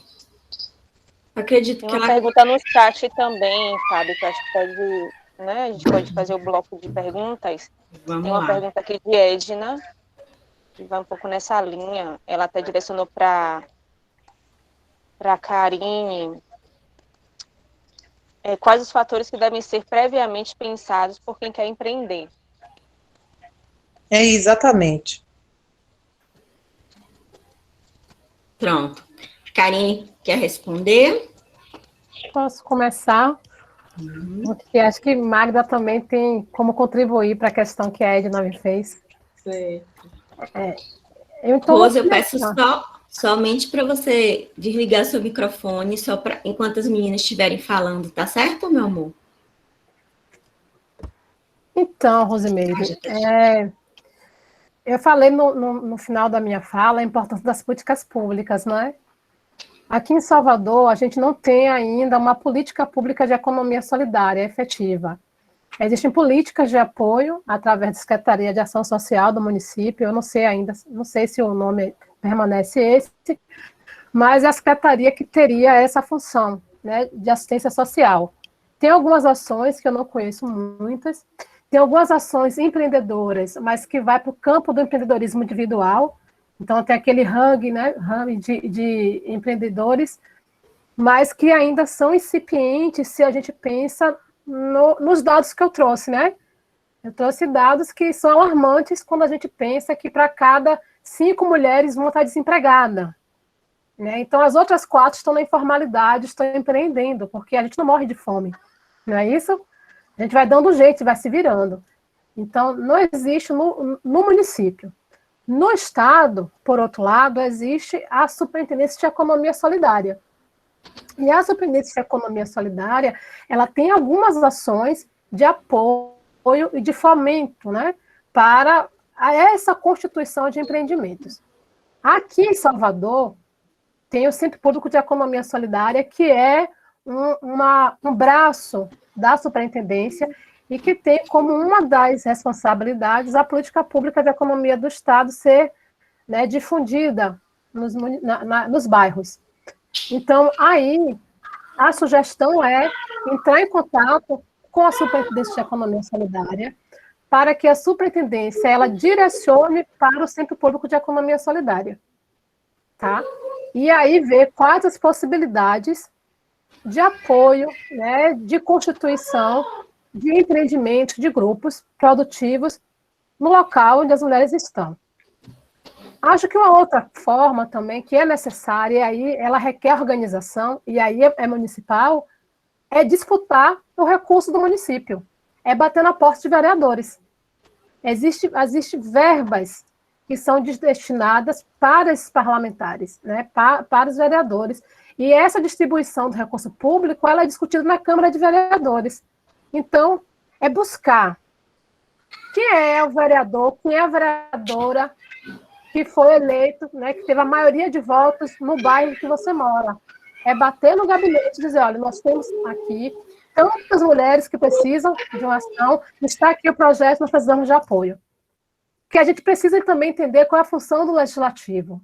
A gente tem uma arrecadação municipal, que é uma arrecadação razoável, e que é possível que os recursos públicos eles sejam destinados para o povo. É importante que a gente faça as obras, né, de requalificação da cidade, mas até para eu poder caminhar na minha cidade, eu tenho que ter dinheiro. Né? Para quem mora no subúrbio hoje, não tem mais o trem. Né? Como é que a gente resolve o problema do trem? Como é que a gente busca uma solução? Como é que a gente bate na porta do Estado para que o Estado solucione o problema de não haver um trem que era 50 centavos a passagem? É muito caro pegar ônibus. Então, a gente precisa se organizar. Eu estou dizendo isso porque quem está empreendendo sabe. As empreendedoras que precisavam ir para a Feira de São Joaquim para comprar produtos, para comercializar, está fazendo como? Né? Então, é necessária essa organização, bater na porta de parlamentares, porque eles não batem nas nossas portas de 2 em 2 anos, para voto. Voltou, agora tem que ir atrás, minha gente. Se organiza aí, dê um de máscara, pelo amor de Deus, que está uma pandemia, vai de máscara, procura, e aí eu vou dar uma dica. Bate na porta das mulheres, sabe? Vamos nos encontrar. Vai lá, eu quero falar com a vereadora. Eu sou de esquerda. Tem vereadora de esquerda, mas não bate só na porta da esquerda, não. Né? Porque nós elegemos nossos vereadores para lutar pela cidade. E se é mulher, ela precisa olhar para nós de uma forma diferente. Homem não vai olhar, não vai ter esse olhar delicado. Então, bate só na porta das vereadoras, faz um projetinho e vai dizer, ó, a gente quer apoio para esse projeto. E aí, respondendo já a Edna, né, o projeto, ele não surge do nada, né? Empreender também é um projeto de vida. Então, você pensa que você tem uma ideia, você tem uma habilidade, e você quer empreender naquilo que você sabe. E a primeira coisa que eu falo com os meus alunos aí, né? Aí vocês, minhas alunas agora, é que eu preciso entender o mercado. Eu preciso saber o que é que o mercado quer, o que é que o mercado precisa e o que é que eu posso oferecer para o mercado. Por que mercado? A economia solidária, ela vai entrar na lógica de mercado quando ela vai comercializar. Ela tem uma prática diferente, que é a prática de solidariedade entre os seus pares. Mas ela precisa entrar na lógica de mercado quando ela vai comercializar. Então, eu preciso entender o que é que o mercado ele quer, o que é que ele está pedindo, o que é que ele está exigindo, e o que é que eu posso, enquanto, né, um empreendedor, um artesão, né, uma quituteira, o que é que eu posso oferecer para esse mercado. Eu já sei, agora eu vou para um plano de viabilidade econômica. Eu nunca vou conseguir ter, pode acontecer, né? Mas, em linhas gerais, eu não vou conseguir fazer com que o meu empreendimento ele tenha sucesso se eu não sei se ele está viável. O professor Gabriel Cachetti, ele sempre diz assim, ó, todo empreendimento é viável. O que eu preciso encontrar é o ponto de equilíbrio. Quanto que eu preciso produzir para que meu empreendimento ele seja viável economicamente? Então, eu preciso fazer esse estudo antes. Porque eu posso fazer um estudo, depois eu descobrir, olha, o meu ponto de equilíbrio ele é alto para o que o mercado vai consumir. Então, este produto não é o produto que eu vou começar a comercializar. E isto serve para produtos e serviços. Então, é fazer um estudo de viabilidade. Às vezes tem aquele que é do coração, né? Ah, mas eu adoro bordar. Eu gosto de bordar. Só que os produtos bordados, dependendo do mercado onde você vai levar, você não vai conseguir a remuneração pelas suas horas de trabalho. Né? Porque a gente passa horas sentados trabalhando. Quem é artesã, quem faz atividade manual sabe, são horas trabalhando. Então, o estudo de viabilidade vai me dizer, inclusive, quanto custa a minha hora de trabalho. Porque dá trabalho. Né? Então, vocês vejam que a Argentina, essa semana, aprovou que o trabalho doméstico é trabalho. E as mães, elas poderão se aposentar. Né? Então, a gente precisa saber quanto vale o meu trabalho, quanto custa produzir e se o mercado ele vai pagar aquilo que eu preciso para ter viabilidade. Onde é que eu vou conseguir fazer? Onde é que eu vou conseguir todo esse conhecimento? Porque a gente não aprende na escola. A escola não ensina a gente a empreender, não ensina a gente a ter, né, essa lógica de mercado. A escola ensina a gente a ser empregado. E baixe a cabeça, e não fale alto, e não levante a voz, não levante os olhos. Não é assim? A gente precisa subverter essa ordem. E a gente precisa buscar conhecimento. E onde é que a gente vai buscar conhecimento? Aí Magda vai poder falar, porque Magda conhece muita gente, né? Muitas entidades de fomento. A minha experiência na política pública é: busquem políticas públicas, bate na porta da CESOL, que é a Superintendência de Economia Solidária, bate na porta do CESOL, que é o Centro Público de Economia Solidária, vai na Secretaria de Política para as Mulheres. Mas é isso, ó, pensa o que você quer, o que é que eu quero fazer é isso. Agora eu preciso me habilitar a aprender a fazer o estudo de mercado e o estudo de habilidade econômica. Tem muita gente aí boa que estão nessas entidades de fomento, de apoio, né, e no estado e no município que podem ajudar. Aí tem que arregaçar as mangas e ir. Muito obrigada. E por fim, só no finalzinho assim, que eu falo demais, eu só quero dizer aqui, a culpa de um empreendimento não dar certo não é exclusivamente de quem está empreendendo. A gente às vezes escuta, mas não deu certo porque não sabia administrar, não deu certo porque tem um conjunto de fatores que vai fazer com que o seu empreendimento tenha sucesso ou não. O empreendedor, a empreendedora é uma parte. As outras partes, né, digamos que 50% é responsabilidade do Estado. E aí é Estado, governo federal, Estado e município. Nenhuma grande empresa se tornou grande empresa sem investimento público. Então, não tragam isso para vocês vocês, de não deu certo porque eu não sei, porque eu não soube fazer, porque eu sou burra, porque eu não sei lidar com o público, não é isso. Vocês precisam ser habilitadas para. Quem pode habilitar é o poder público. É isso. Sim. E até com relação, só um adendo que deve ter mais perguntas, a própria questão da pesquisa de mercado, né? De você também pesquisar, acho que você ser curiosa, você ver o que é, se já tem algum produto semelhante àquilo. Não que você vai copiar, mas ver os preços praticados, quais são os detalhes, qual é o diferencial do meu produto, se é algum alimento, é uma receita que eu faço algo que é diferente, eu substituo. Então, ver todas essas nuances, né? E sobre a questão do estudo de viabilidade, né? Então, assim, você vai ver lá também os custos da sua produção, então você vai ter clareza na hora que você precisar negociar o seu produto ou o seu serviço, né? E também colocar à disposição a Unisol também, porque a gente, quanto rede, a gente também tem uma equipe que é especializada nessa questão do estudo de viabilidade. Então, os empreendimentos que fazem parte da nossa rede, a gente faz também todo esse serviço da parte de comunicação, de estudo, e para que o empreendimento realmente saiba fazer, né? Porque às vezes você começa, pode iniciar, a gente pensou, tanto o empreendimento coletivo quanto o empreendedor, tem 5 produtos que eu quero comercializar, que eu acho que é bacana para vender, eu sei fazer. Mas às vezes você não tem condições de começar logo com 5. Mas aí, com esse estudo, você vai ver, não, inicialmente eu tenho que começar com esse produto, produto 1, produto 2. Então, até isso você vai tentar ser o mais assertivo, né? Então, vai lhe dar subsídios para que realmente você possa empreender de uma forma mais assertiva, né? Não ficar realmente no achismo. Eu falo isso porque a gente passou muito por isso. Porque às vezes tem aquela forma, porque eu aprendi a fazer assim. Porque assim é mais bonito, tem aqueles produtos que é do coração. Eu acho que essa cor é mais bonita, eu faço dessa forma. Mas quando a gente vai comercializar, a gente não está comercializando para a gente. A gente está comercializando para o cliente. É o cliente que vai dizer, às vezes você acha essa cor é horrível, isso é ridículo, mas o cliente quer ele quer daquela forma, daquela cor bonita. Então, você vai atender dentro daquilo que o mercado quer, né? Porque mesmo a gente na economia solidária, você não vai vender só para quem é solidário. E aí, muitas vezes, é desigual, né? Porque você vai concorrer com o industrial, né? Quem trabalha com artesanato sabe o que é isso. Porque o artesanato, você tem todo... O que mais encarece é a mão de obra da gente. Enquanto na indústria, né? Ele coloca ali, já sai em série, ó. Já sai em série. E a gente não é máquina. Mary? Oi. Mary?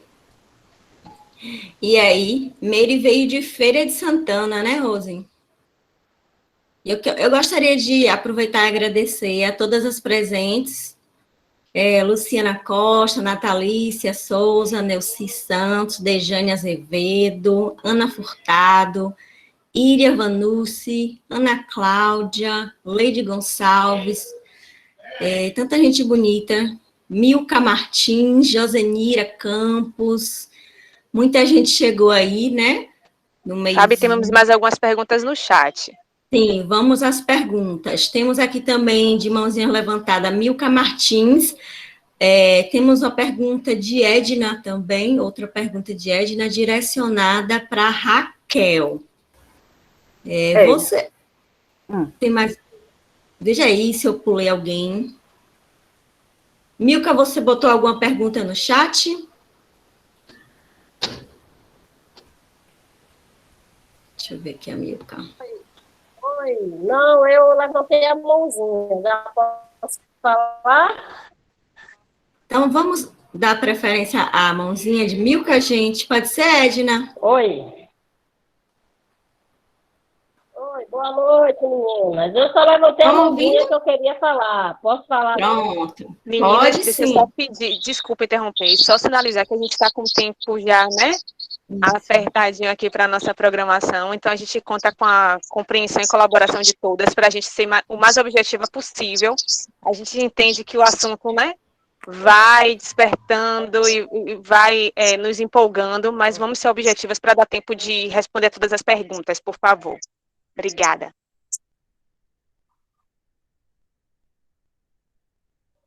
Ok, meninas, boa noite a todas. Eu gostaria aqui de saudar todas as mulheres que estão nessa sala, né, em nome da Raquel Maia, que é minha amiga, minha irmã, que me trouxe aqui em cima da hora, né, com a agenda muito louca que a gente estamos, para participar desse momento importante. Então, eu sou trabalhadora doméstica e a gente vive muito essa questão desse empreendedorismo, né?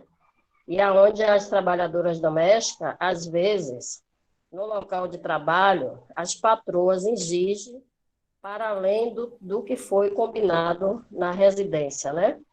E em alguns casos, chega para a gente no sindicato, onde essas mulheres fazem bolo, fazem quentinha, né?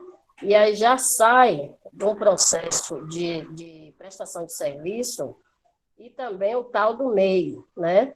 Aonde esse MEI, para nós, trabalhadora doméstica, a gente fica desassistida, né? Que aí eu vou trazer para a Karine e a Magna, né? O quanto é importante as informações dentro desse processo que a gente está passando aqui nessa discussão, desse conhecimento para entender o que é ser empregado ou empregada, no nosso caso, e o que é ser uma microempreendedora, né, negra, no mercado de trabalho. Então, eu vou ser bem rápida. A preocupação nossa do sindicato e da federação, dentro desse meio, né, é muito prejudicial para nós, trabalhadoras domésticas, porque quando se trata dessa mulher negra que faz esse processo de oferecer o serviço e não ter condições, às vezes, nem de levantar, né, o dinheiro para poder manter esse espaço onde ela vai prestar esse serviço, né, é muito preocupante, porque a gente sabe o quanto, para nós, mulher negra que vive na periferia, esse capital de giro, né? Às vezes até dentro da própria comunidade mesmo, como Geladinho, o acarajé, né? Um bazar. Dentro da nossa comunidade, a gente tenta trabalhar muito isso, mas a gente precisa de formação, até na hora de fazer o geladinho. Porque se eu vou fazer 50 geladinhos, eu tenho que ter noção de quanto eu vou precisar para fazer o geladinho e fazer esses cálculos, né? E até para botar preço nesse geladinho.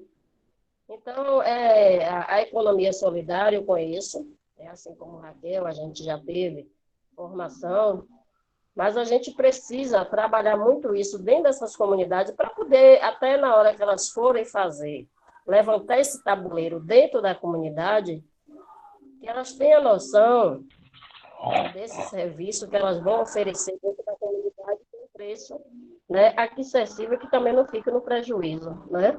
Então é isso, estou muito satisfeita de estar aqui um pouco cansada, participando, ouvindo vocês, porque conhecimento para a gente é tudo. Gratidão, minhas irmãs. Muito obrigada, Milka. Vocês vão responder, Magda? Deixa eu responder logo a primeira pergunta lá de Edna, porque essa pergunta, a Edna pergunta, você acha que quais os problemas percebemos na gestão horizontal? Isso comunica com o que Karine e Magda falaram antes, porque nessa gestão horizontal, o que seria isso? Nós trabalharmos em conjunto, onde todo mundo decide, onde todo mundo produz, onde todo mundo ganha, né? Onde todo mundo decide. E o problema que tem com isso é a falta de formação, porque não está no nosso, vamos dizer assim, no nosso sangue, porque nós fomos criadas dessa forma, como acho que foi Karine que disse que nós fomos educadas para ser empregadas e não para ser empreendedoras. Então, nós não fomos educadas também para saber dividir. Então, é necessário ter capacitação, o problema que a gente tem é de internalizar em todas as pessoas a economia solidária e é necessário que cada uma saiba que pode sim ganhar o seu, mas também pode promover para as outras, né? Então, eu acho que esse é o problema, né? O gargalo que tem. E para resolver esse problema, o que é que a gente tem?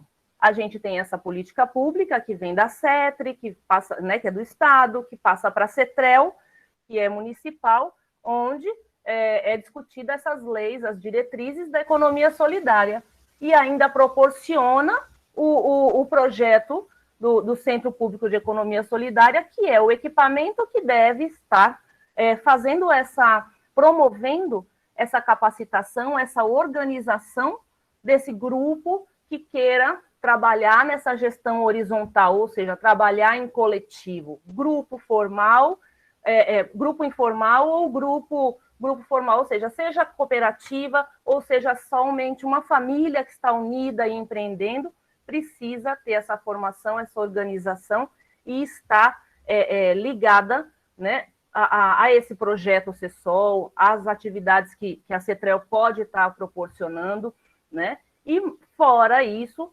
essa questão da rede, a rede que eu falei do início, quando o NAC foi idealizado, com a intenção de uma associação ajuda a outra, uma associação é muito boa na capacitação, tem pessoas maravilhosas que tratam da parte de mulher, outra associação, como aqui a gente está com a rede de Economia do Sagrado, que tem um conhecimento e um trabalho para as mulheres de terreiro, então é sempre feito uma troca entre todas as associações, então isso é importante, a gente busca a política pública, a gente busca o governo, busca o município, a CETRE, a CETREL, busca o projeto CESOL, mas também a gente não pode esquecer de buscar uma a outra, porque é aqui que a gente aprende, na base, na comunidade, na rua, o tempo todo.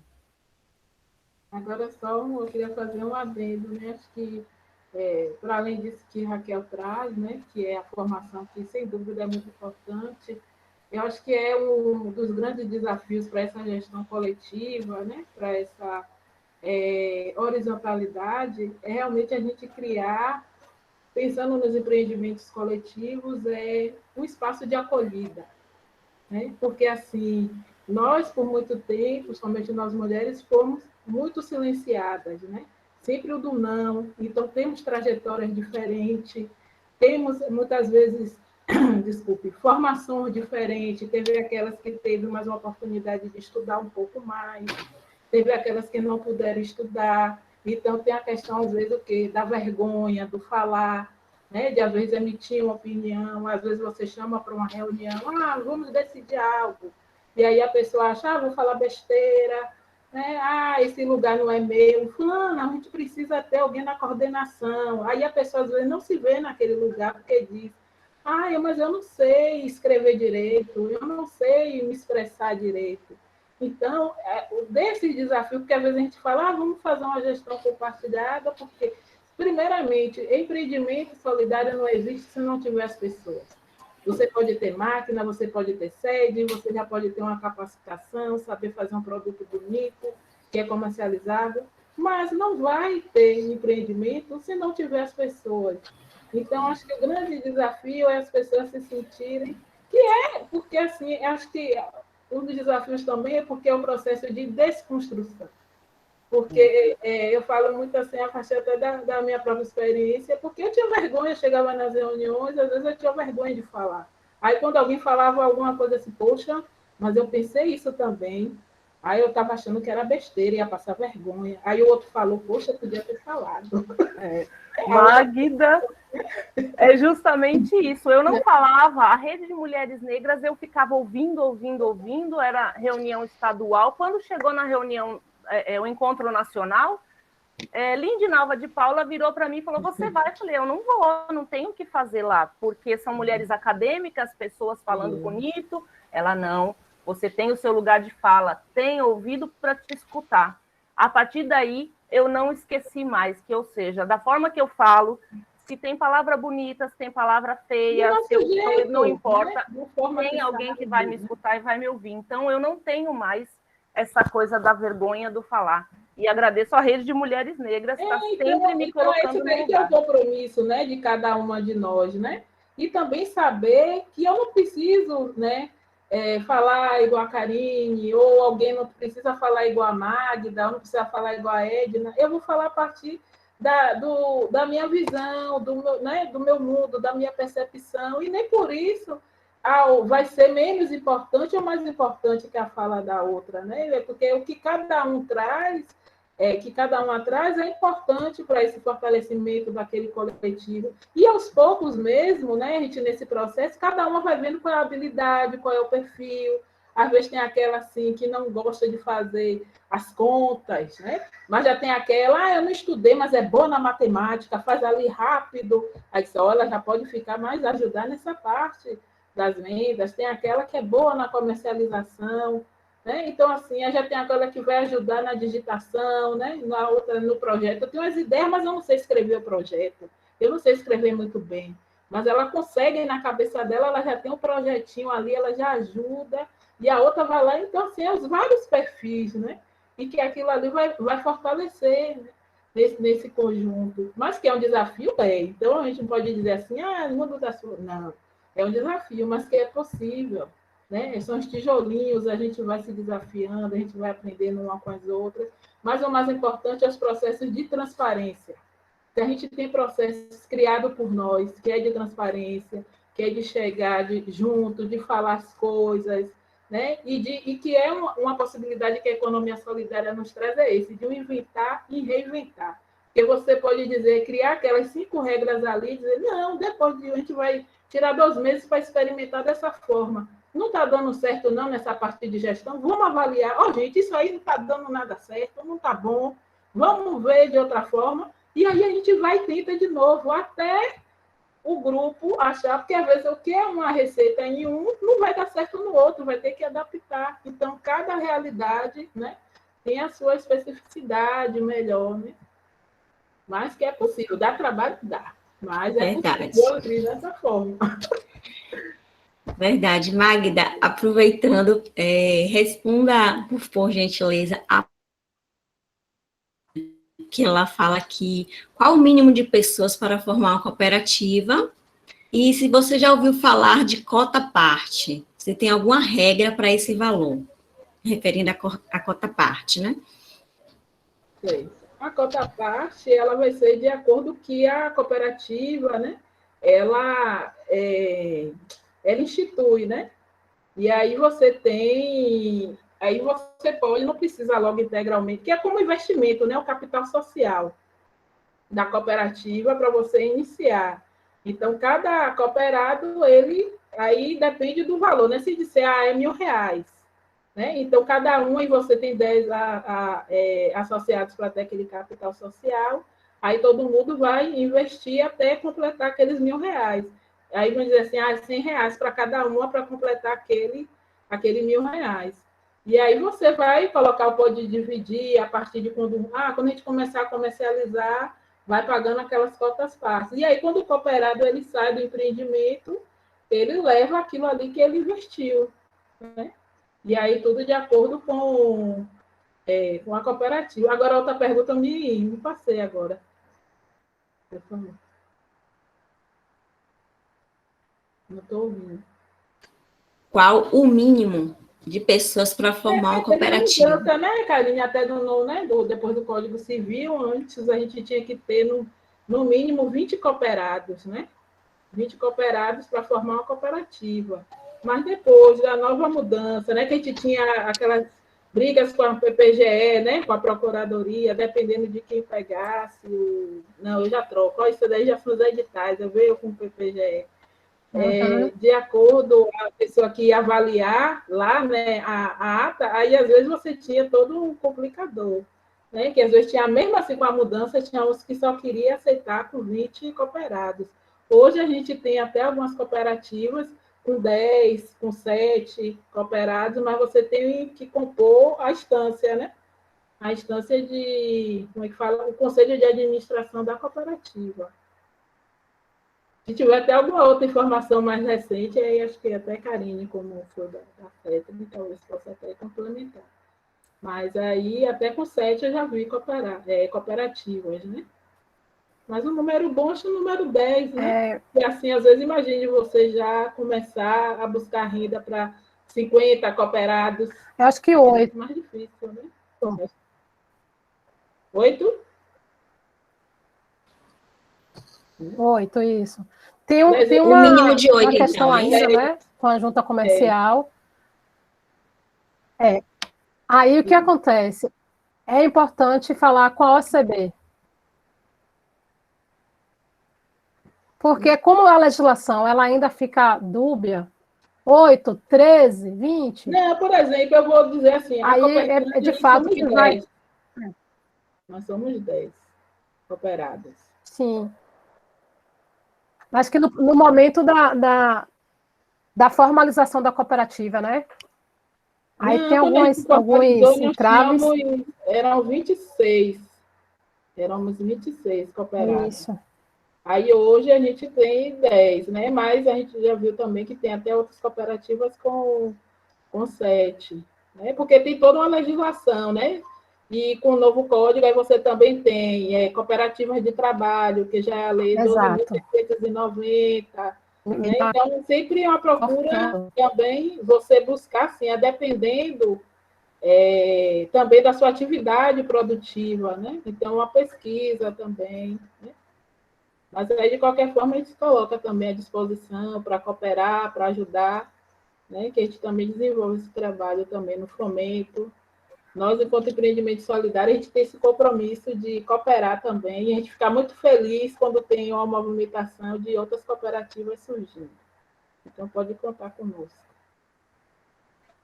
Tem uma pergunta também, Fábio, de Mara Conceição para Raquel. Raquel até já abordou um pouquinho, mas se você quiser aqui resgatar a pergunta para Raquel complementar com mais alguma informação, deixa eu localizar aqui no chat. Mara, Eu tá acho aí? que ela fala da... Mara fala de Lauro, né, que tem políticas públicas para a economia solidária, junto com a CETREL, e ela pede para Raquel falar um pouco sobre a transversalidade da Secretaria com o CESOL, e também para Raquel falar sobre o apoio da economia do sagrado junto com o NAC. Assim, eu já contemplei um pouco essa fala, Sim. né? Porque, como eu disse, desde 2017, a CETREL, junto com a CETRE, iniciaram aqui a implementação da economia solidária, né? E logo depois veio o projeto CESOL, Centro Público de Economia Solidária, o CESOL com C. E esse trabalho foi feito do CESOL descobrindo grupos produtivos, fazendo a formação, tudo isso que eu já falei antes. Então, a transversalidade e o trabalho em conjunto é importante para que toda a política seja implementada, desde o que vem de auxílio, orientação das leis, né, das diretrizes da CETRE, para a implementação no município. Então, é muito importante que o CESOL dialogue com a CETREL para que essa política pública seja implementada da melhor forma possível, beneficiando e complementando o que o CESOL pode oferecer de capacitação ou de implementação, junto com o que a CETREL pode oferecer de equipamentos. Eu vou dar o exemplo da feira de economia solidária, né? Nós colocamos, a feira da CETREL, mas o CESOL tem direito a algumas barracas e coloca alguns empreendimentos para poder fazer escoamento. Então, é muito importante esse acordo, né, esse trabalho em conjunto. E quanto à economia do sagrado, eu falei também antes que a economia do sagrado trata de mulheres mulheres de terreiro, faz um trabalho também de desenvolver e é a mesma coisa, né, de estimular que essas mulheres de terreiro que têm trabalhos fenomenais com relação à confecção, a joias do sagrado, que elas também sejam assistidas pelo CESOL, e com o NAC, eles têm uma preocupação também de estar nas ações.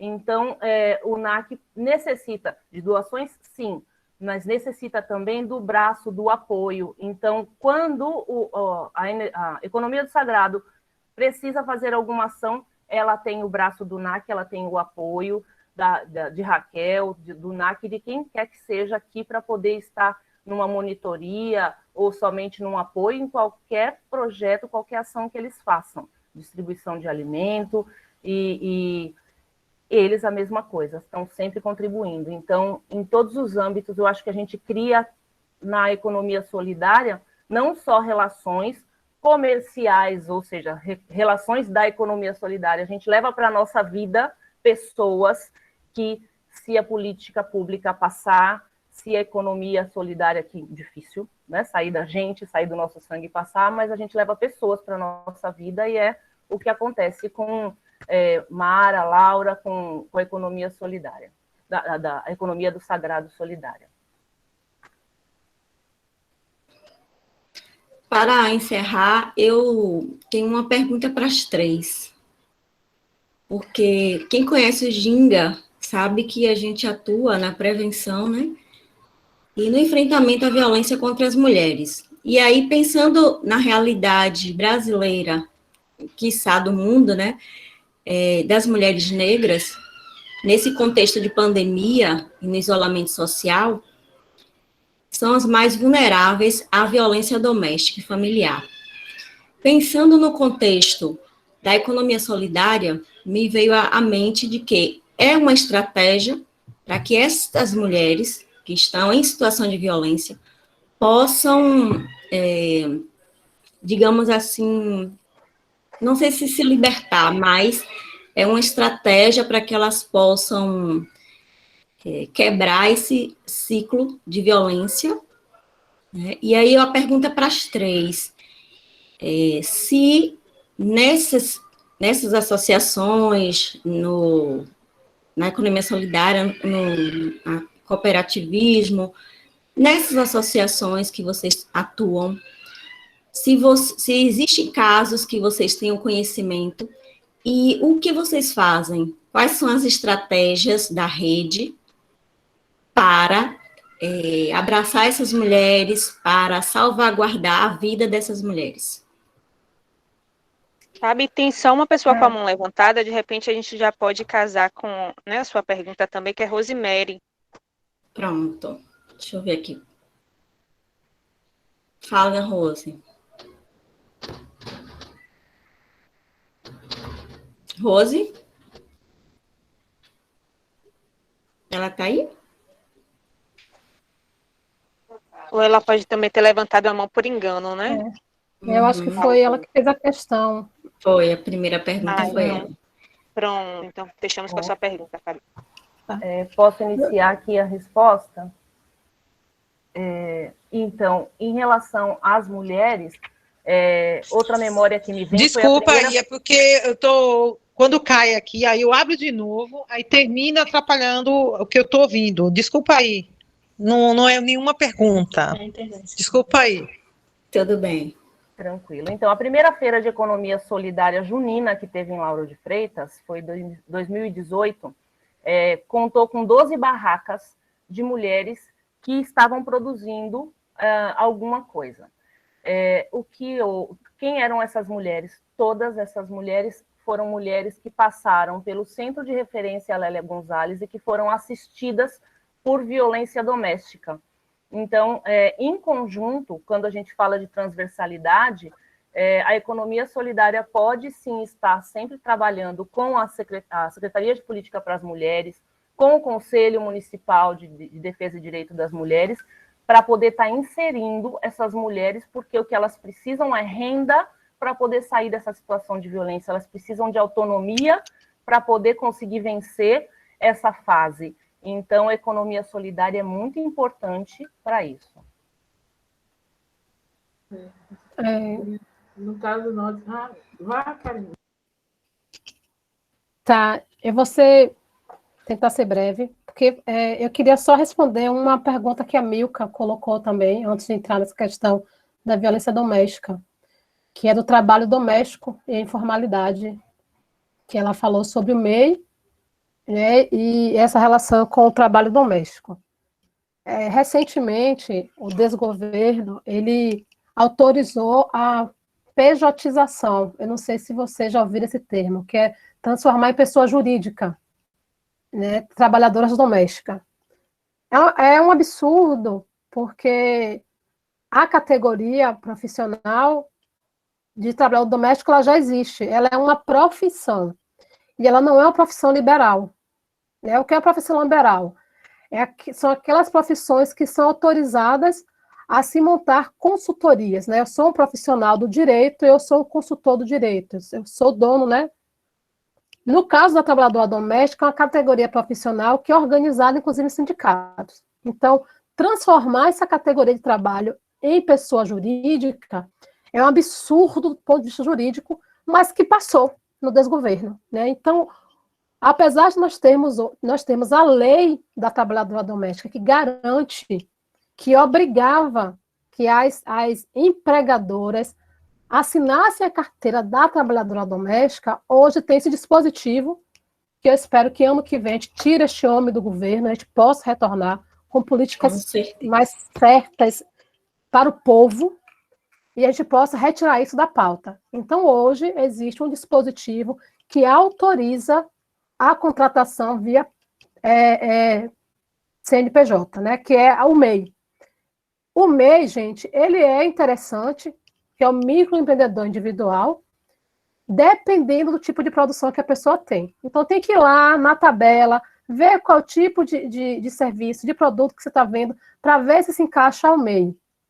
Podendo se encaixar ao MEI, é interessante que faça? É interessante que faça, porque é um recolhimento, você paga mensalmente esse recolhimento, que é uma forma de ter uma garantia social pelo trabalho que você exerce. Então, se você tiver um acidente de trabalho, você é assistido pelo INSS, porque você paga, né, o MEI. Quando você paga o conjunto tributário do MEI, você está garantindo que você tenha essas assistências sociais que são garantidas pelo INSS. Há pontos que não são positivos? Tem, mas é preciso pesquisar, é preciso ler e entender qual é o momento que eu preciso ser MEI, né? Quando que eu tenho que ser MEI, se eu posso ser MEI. No caso da trabalhadora doméstica, Milka, é nunca. É nunca. Trabalhadora doméstica é categoria profissional e tem que ser contratada como trabalhadora doméstica. Carteira de trabalho assinada. E aí, eu sei que é difícil, porque quem está na situação de desemprego e de fome, que mora de aluguel, que precisa pagar e que tem filhos, vai acabar se submetendo a esse tipo de relação de trabalho. Mas eu acho que o sindicato ele pode, né, ir buscar uma rede de apoio para essas mulheres, para que elas não caiam nesse esparro, né, por assim dizer, da pejotização do trabalho doméstico. Já que quer pejotizar o trabalho doméstico, vai fazer outra coisa. Vai trabalhar como diarista, mas não aceita. Não, nunca. Quem tiver com trabalhadora doméstica, que tiver contato, é não aceitar. Vai fazer trabalho diarista, porque diarista você pode trabalhar até 3 dias. Passou de 3 dias é vínculo empregatício é carteira de trabalho. Não pode permitir a pejotização da trabalhadora doméstica. Os biscoitos caseiros, Neuci, entrar em contato com o Estado. Tem a CAR, que faz esse tipo de apoio, né, para fábricas de biscoito, fábrica de costura, a própria Secretaria do Trabalho, a CETRE, entre em contato com a CETRE. Tem a SPM, que é a Secretaria de Política para as Mulheres, e a CEPROME. Se é um quilombo, o quilombo, estando mapeado pela CEPROME, é buscar políticas públicas de apoio para quilombo. É só porque eu li, gente, o chat, aí eu aproveitei para falar logo tudo. Né? Fatos engraçdos, que eu não sei quem é o nome, falou sobre a produção de acarajé. Procura a Associação de Baianos de Acarajé, vê se tem cursos para ensinar a fazer o acarajé. Não é bolinho de Jesus, não, pelo amor de Deus. Acarajé é acarajé, não é bolinho de Jesus.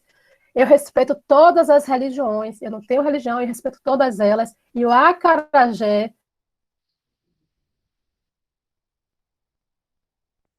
Jesus, né? Oi. Pronto. Não é bolinho de Jesus, é acarajé. Independente da sua religião, é acarajé. Então, busca a associação de acarajés e vê se tem curso fazendo. Se não tiver, se for Lauro de Freitas, procura a CETREL, vê se tem algum curso de qualificação.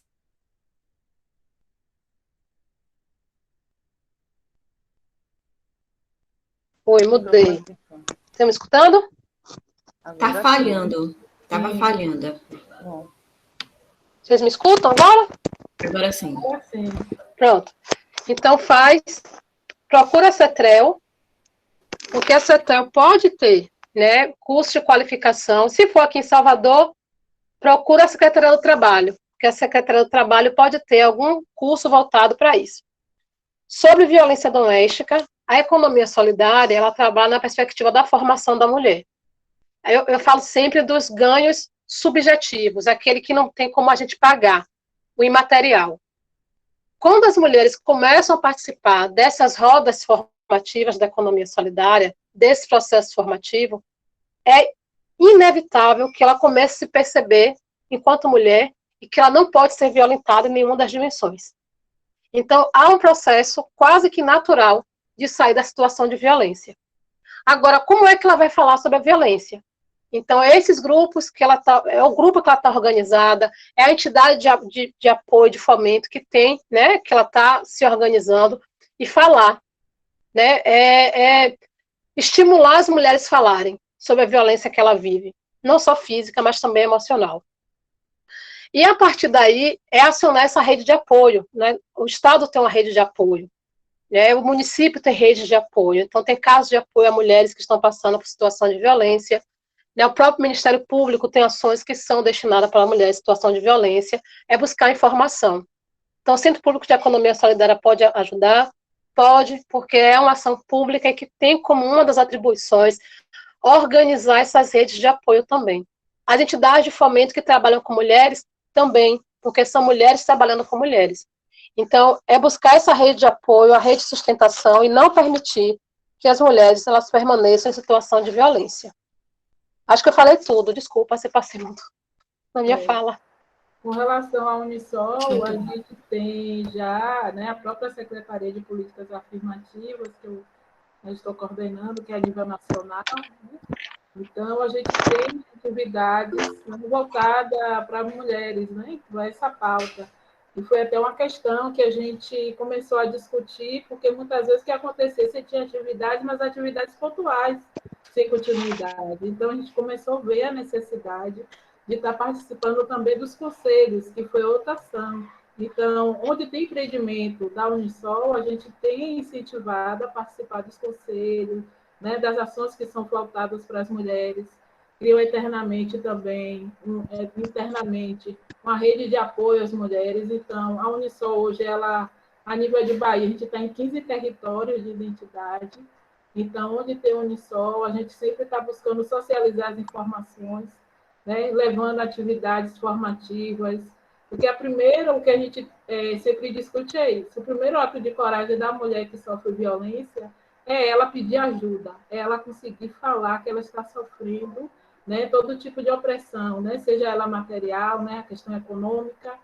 E assim, a gente vê muito também, além das mulheres que estão nos centros urbanos, né, na periferia, mas também na zona rural. Se aqui, muitas vezes, ela tem dificuldade de ir, aí vocês me dizem, as mulheres que estão na zona rural, né, ou nas comunidades também tradicionais, né. Então, assim, a gente tem feito um processo árduo, né, e até assim, até para ela saber identificar que ela está sofrendo violência, né, porque às vezes ali no imaginário, ele vai mudar, ele precisa de mim, né. Então, às vezes, a própria questão econômica, então, a gente pauta muito isso, a questão da autonomia política e econômica das mulheres, porque isso também, né, vai dar subsídio para ela, né, deixar de ser subjugada. Então, a gente vem fazendo, e também, assim, em parcerias, né? Em parceria com entidades que já têm uma expertise nesse trabalho voltado para as mulheres, né? Realmente de rede, né? Nessa grande rede de apoio. Né? O ano passado mesmo, a gente retomou essas atividades, até junto com a UBM, onde a gente tem informação falando sobre a origem da opressão, né, às mulheres, então, da rede de apoio, também criando rodas de conversa, né, com atendimento psicológico.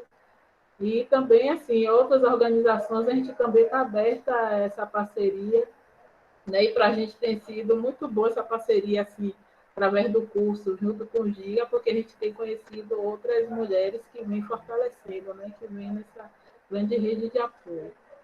É isso.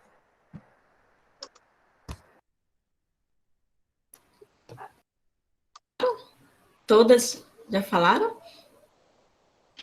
Gente, eu estou maravilhada com o nosso encontro. Essa noite foi bem produtiva. O Grupo Ginga só tem a agradecer vocês. Dizer também que aqui tem umas 2 ou 3, né, cursistas do projeto do Ginga, né? Como a Magda falou, todas nós temos o que aprender, todas nós temos o que ensinar. E essa noite foi de grande aprendizagem para mim, acredito para vocês também. Vamos finalizar. Deixa eu só saber aqui que Rose está levantando a mão, não sei se é porque ela quer falar ou se realmente ela caiu novamente. Será que ela quer falar? Como você já sabe que eu sou, me chamo Rose. Boa noite. Foi maravilhoso ficar com vocês. Como eu estou em casa, tem barulho de TV, etc. Mas quando vocês começaram a falar sobre a violência da mulher, é interessante que no centro de referência de mulheres, eu não conseguia falar. Eu cantava, na hora que entrava na sala da psicóloga, eu cantava. Aí tinha a vivência terapêutica com as outras mulheres, eu tinha que falar, eu cantava. E com isso, as mulheres começaram a falar da forma que elas achavam que era melhor para elas. Porque nem todo mundo está preparado para falar sobre a violência. Nem todo mundo quer assumir que sofre violência. Sofremos violência de amigos, que se diz amigos, violência verbal, violência psicológica, violência de forma material, não só física, porque tem pessoas que acham que a violência é receber um tapa. E isso é uma cultura já.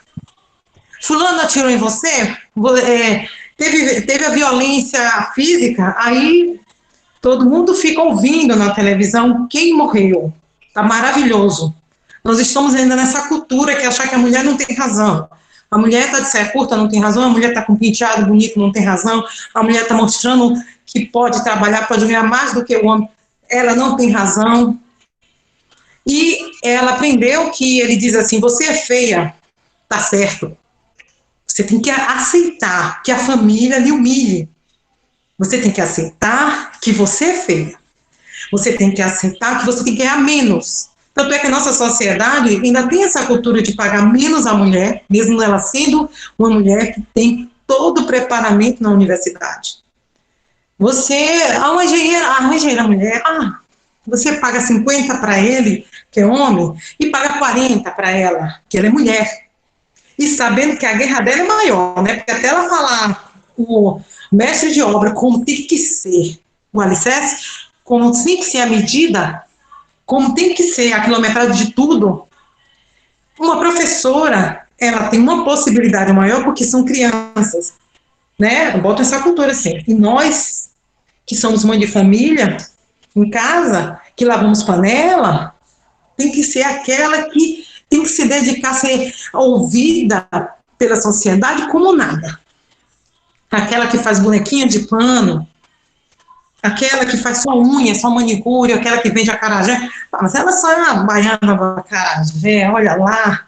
Ainda tem a cultura de desfazer a integridade da pessoa. Sabe? Aquela dor que sai assim na gente, porque você sabe que até você aprender a fazer aquele bolinho foi trabalho. Foi o amor que você colocou. Você faz a cocada quando você vê que ela não parte no meio assim, bem macio. Você sente, aí vem aquela pessoa desagradável em casa, né, chamado marido, o ensopado não tá com sal que eu pensei. Aí você amanhã tenta fazer o melhor, mas sabendo que na mente dele, ele já está gravado que seu psicológico ele tem que atingir. Não adianta você se preparar para agradar quem não quer ser agradado. E ainda vai para vivências terapêuticas dizendo que ela não tem razão. O que você está fazendo aí, se a louca, se a doida? E ela aceita isso.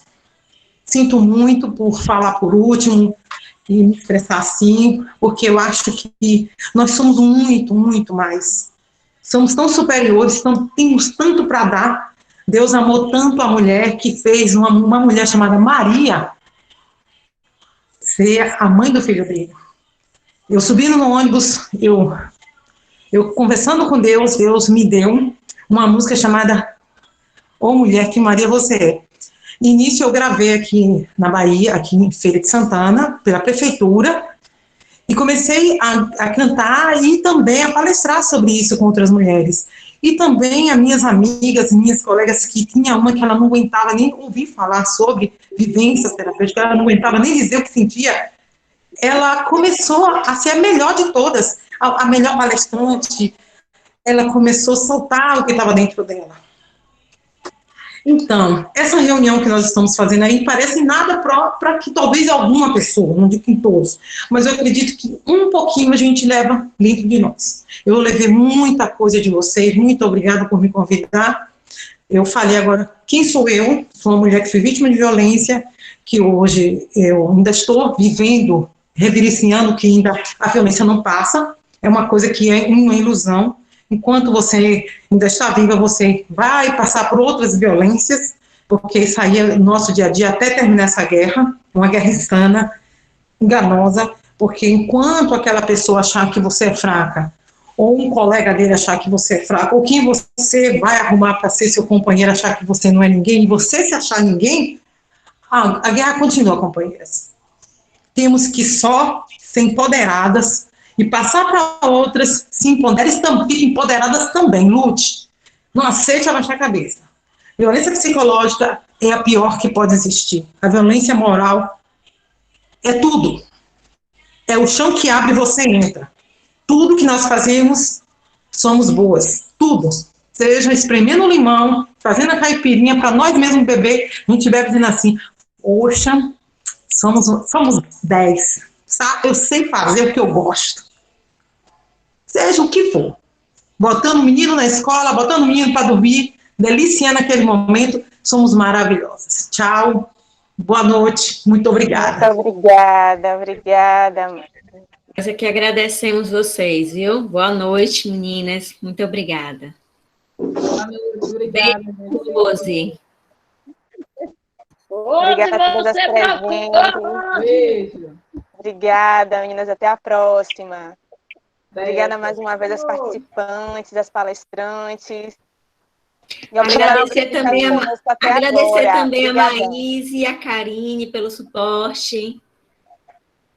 Todas as pessoas que ficaram aí por detrás dos bastidores ajudando aqui a gente a elaborar esse evento, né? Essa noite gratificante. Boa noite. Boa noite. Ai, vou sair aqui. Vou sair.